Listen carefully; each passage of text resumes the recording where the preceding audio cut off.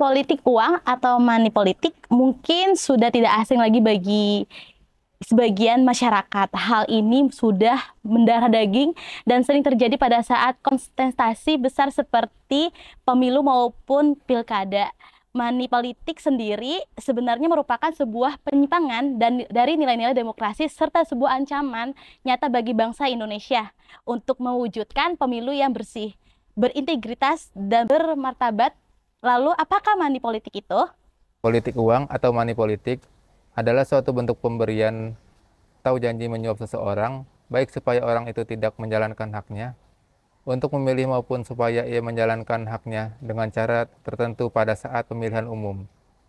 Praktik politik uang dilakukan dengan cara pemberian berbentuk uang, sembako, antara lain beras, minyak, dan gula kepada masyarakat dengan tujuan untuk menarik simpati masyarakat agar mereka memberikan suaranya untuk partai yang bersangkutan.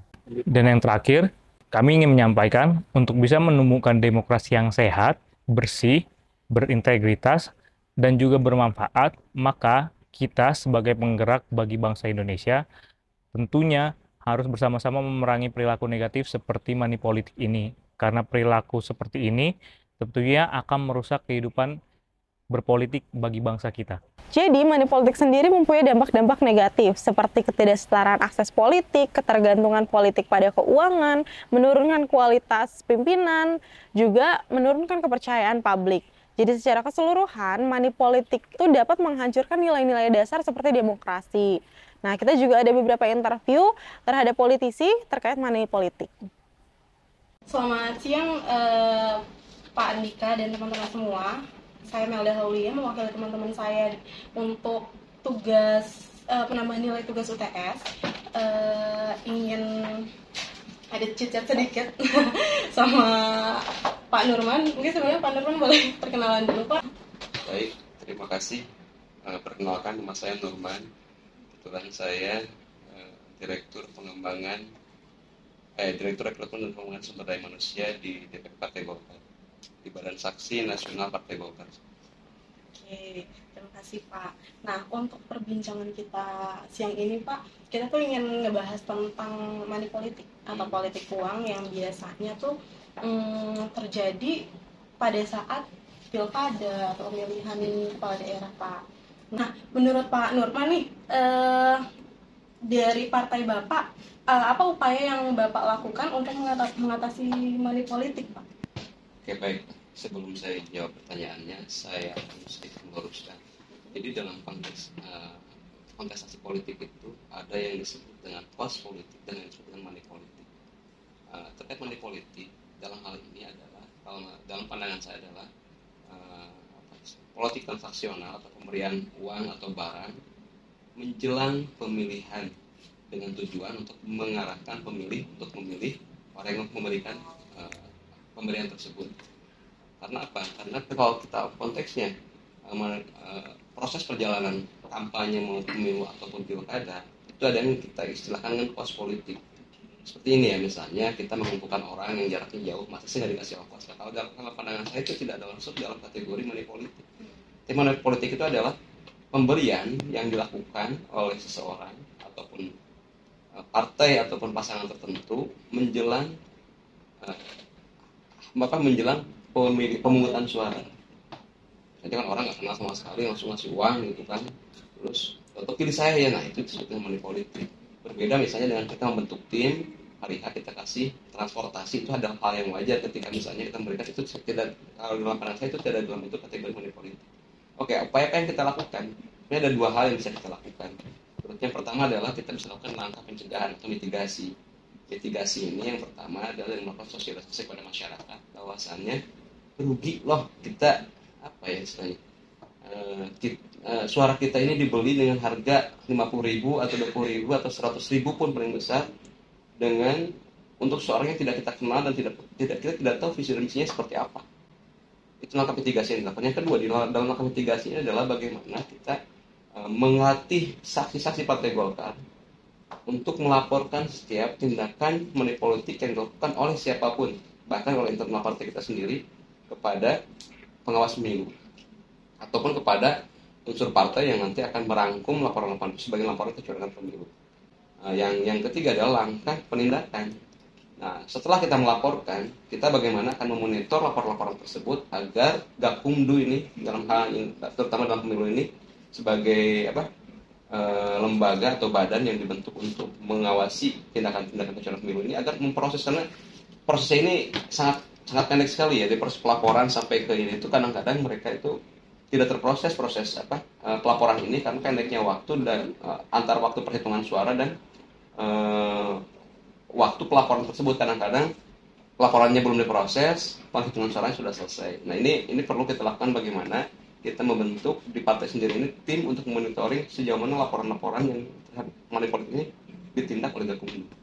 Terus untuk selanjutnya nih Pak, bagaimana partai Bapak nih merespon kekhawatiran atau laporan mengenai praktik money politik yang mungkin terjadi di tingkat lokal atau cabang partai? Sebenarnya jawabannya sudah tadi saya jawab ya. Pada prinsipnya mungkin Partai Golkar sendiri hari ini sudah mempersiapkan betul bagaimana saksi-saksi ini tidak hanya bertugas sebagai, jadi kunci di saksi. Kenapa di saksi? Karena saya pastikan kecurangan itu ada di TPS. Kenapa di TPS? Karena disitulah suara itu berada. Ketika misalnya sekarang orang masih berbicara, itu ada perubahan rekap, itu sangat kecil kemungkinannya. Justru hari ini kecurangan itu di TPS. Apa yang kita lakukan di sana? Ini bukan hanya masalah money politik, karena money politik ini harus harus juga teman-teman ketahui ya, bahwasanya ternyata tindakan money politik itu tidak hanya dilakukan oleh pemilih, oleh peserta pemilu dan kepada para pemilih. Ada juga money politik itu yang dilakukan oleh para peserta pemilu, caleg ataupun partai ataupun kepala daerah kepada penyelenggara pemilu. Ini yang kadang-kadang mungkin luput dari pengawasan. Padahal kalau kita lihat, kalau ini dilakukan jauh lebih masif dan signifikan hasilnya terhadap kecurangan pemilu. Jadi apa yang kita lakukan ya? Seperti yang saya tadi katakan, dalam kerangka misalnya sekarang persiapan menjelang pemilu, kita melakukan langkah-langkah mitigasi. Pertama, melakukan pendidikan politik terhadap masyarakat dan juga kepada saksi-saksi Partai Golkar.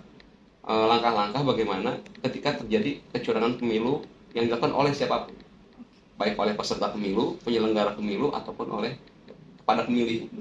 Karena begini, lebih dahsyat kecurangan dilakukan oleh penyelenggara. Kalau pemilih kan misalnya kita kasih, ada 1-2 orang pemilih kita kasih uang, berapa sih suaranya? Tapi kalau penyelenggara, bagaimana dia menghadirkan orang yang tidak hadir dalam kertas suara, itu jauh lebih signifikan jumlahnya dibanding dengan membayar para pemilih. Nah, itu yang Partai Golkar justru melihat money politik ini tidak hanya ada di peserta pemilih, justru kadang-kadang penyelenggara juga ikut curang dalam pemilu ini dengan ya sama saja dengan pemberian uang tertentu menjadi suara. Jadi emang nggak bisa berfokus sama si pemilihnya aja, tapi penyelenggaranya juga. Ya.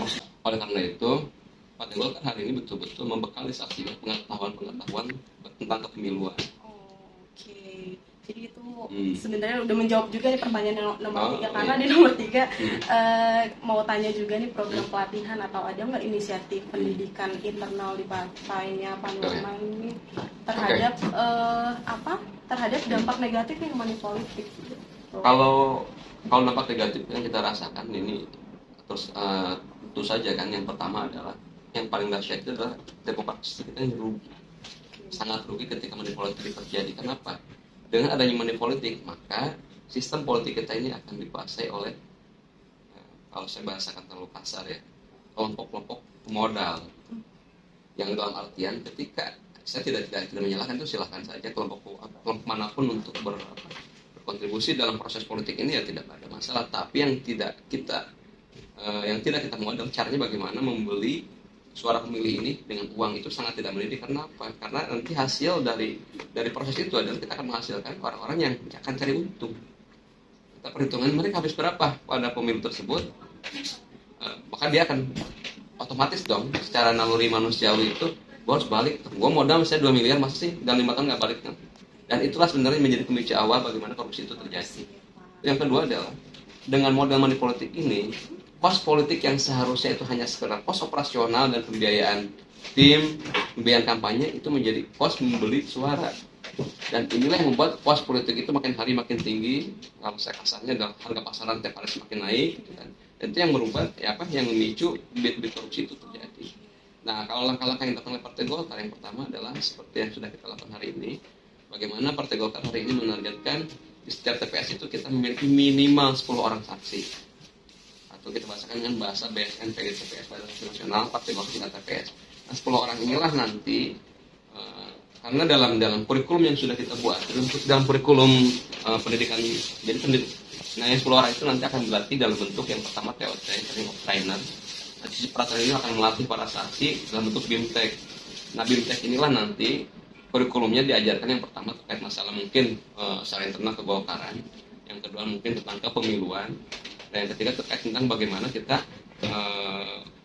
mengawasi kecurangan-kecurangan yang terjadi di TPS. Nah, dan yang terakhir ada hal yang menjadi misi besar kita itu ya. Misi besar kita adalah bagaimana para saksi yang 10 orang per TPS ini mampu meningkatkan partisipasi pemilih. Karena sebenarnya celah kecurangan itu ada pada minimnya tingkat partisipasi pemilih, sehingga ruang untuk penyelenggara menghadirkan orang yang tidak hadir dalam kotak suara itu sangat besar. Nah, mungkin terus selanjutnya juga para saksi ini juga tidak hanya sekedar berkampanye atau menyaksikan pemilu, tapi juga bagaimana pada hari-hari itu mereka mengawal para pemilih ini ke TPS dan mengingatkan mereka agar jangan tergoda dengan money politik, jangan tergoda dengan rayuan-rayuan yang ujung-ujungnya juga tidak akan memberikan hal yang positif dalam demokrasi kita. Terus nih Pak, untuk perlakuan terhadap saksi nih, seandainya Bapak melihat kalau ada pelanggaran money politik di lingkup partai Bapak, saksinya itu kira-kira apa? Sebenarnya begini, ketika kita terkait masalah kecurangan, tentu saja kan yang kita lakukan yang pertama adalah seperti yang tadi kita katakan, kalau misalnya ada misalnya saksi kita terang-terangan curang gitu terhadap pemilu, ya pasti kita akan melakukan tindakan. Yang pertama, ini kan kalau misalnya yang namanya manajemen saksi itu kan beda dengan manajemen perusahaan ya. Mereka kita rekrut itu kan sebagai relawan. Jadi saksinya apa ya? Saksi sosial. Jelek-jeleknya mereka tidak kita pakai lah untuk saksi berikutnya. Ini kan kita harus bedakan bagaimana manajemen relawan dengan manajemen karyawan kan. Mereka nggak punya kontrak khusus seperti apa. Yang jalinan ikatan kita ini adalah sebasnya nilai-nilai di partai itu sendiri lah. Loyalitas, terus mungkin visi misi. Kalau kita kan dengan istilah doktrin karya-karyaan, mereka membantu kita itu bukan karena dibayar, karena memang mereka punya rasa cinta terhadap partai Golkar itu sendiri dan mungkin punya rasa simpati terhadap caleg yang mereka dukung. Kalau itu cara Bapak mengajak masyarakat sipil memainkan peran dalam mengungkap dan melawan money politik biasanya seperti apa? Nah ini yang perlu saya sampaikan juga mungkin. Kalau yang namanya Badan Saksi Nasional Partai Golkar itu punya 3 slogan. Yang pertama adalah jaga pemilih, jaga TPS, dan jaga suara. Nah, dalam konteks jaga pemilih inilah sebenarnya para saksi yang di lapangan ini kita ajarkan bagaimana mereka setiap saat berkomunikasi dengan masyarakat. Tidak hanya kampanye itu tidak hanya sekedar pasang billboard, pasang baligo, pasang spanduk, pasang stiker, ngomong-ngomong ngumpul-ngumpul ketemu caleg, tapi bagaimana mereka ini menjalin komunikasi secara efektif dengan masyarakat sekitar, tidak hanya terkait dengan Partai Golkar, tapi bagaimana juga menyadarkan mereka terkait pentingnya demokrasi dan besarnya arti suara mereka. Tapi dalam hal ini, dengan adanya slogan jaga pemilih ini, jadi si saksi kita ini terus tidak hanya sekedar mengajak untuk memilih, tapi juga menyadarkan bahwasanya memilih itu harus jelas alasannya apa. Oh, karena partai ini punya visi dan misi, caleg ini jelas kok pernah ketemu, mau silaturahmi, mau kenal sama pemilihnya, jangan sampai orang yang pernah datang sama sekali karena bagi itu dipilih. Itu dalam konteks jaga pemilih. Dalam konteks jaga TPS, saksi Partai Golkar juga memastikan bahwasannya orang-orang yang ada di TPS tersebut itu memenuhi kriteria atau memenuhi persyaratan agar bisa mencoblos. Karena beberapa hal ada orang yang di situ punya KTP di situ, punya KK di situ, tapi mereka tidak terdaftar di DPT. Nah, bagaimana si para saksi ini membantu mereka supaya terdaftar di DPT?